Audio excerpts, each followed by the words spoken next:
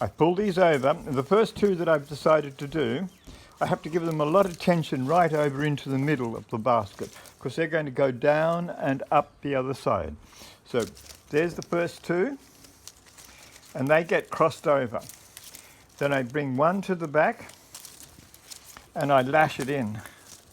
And there's my third plait for the French braid. 1, 2, 3, and one to the back. Then this one gets turned over, and on this left-hand side, I don't have one coming to the back on the left. When it goes in,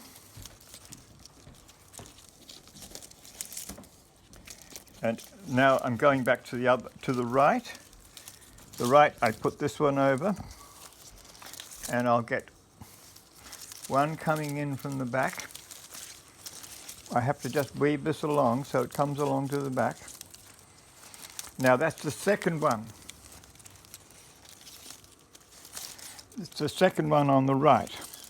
So it gets lashed in and then covered over like that. So you see I've got 1, 2, and then they'll start coming in from the back. So that's 2. So that's pulling tight. See how I'm pulling. This one will go over. And now I have to have this one here coming through. And then I have one from the back coming in underneath there. That's the first one from the back. And then it gets lashed in. So you see, I'm going to talk, this is the critical point here. And you see I can pull all these, up until about 5 stitches, you can pull, right back to the base here.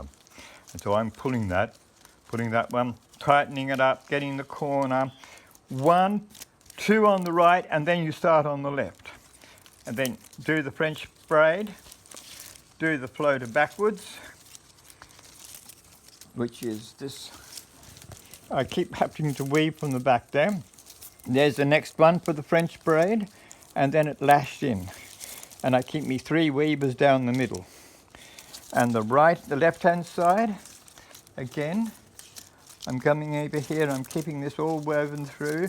And now that's the second one on the left-hand side, and there's already 3 on the right, and then lashed in. And I'll do that all the way. Now I've got a pattern, and it's set, it's fixed. And I just have to, you'll see I'm rolling this with my thumbs. I'm pushing and pulling, getting this really gorgeous and firm, and I'm following it right down through. Then this one's left. This goes, the one on the right. And see, this isn't lining up here, so I must line it all up.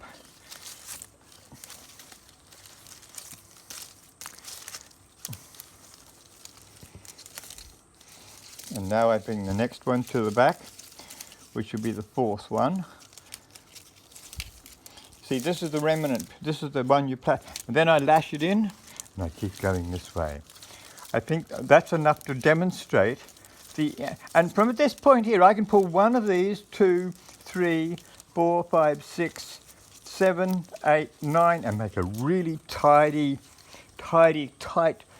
form at the back here. You don't want any of this to be loose. You want it all to be running through.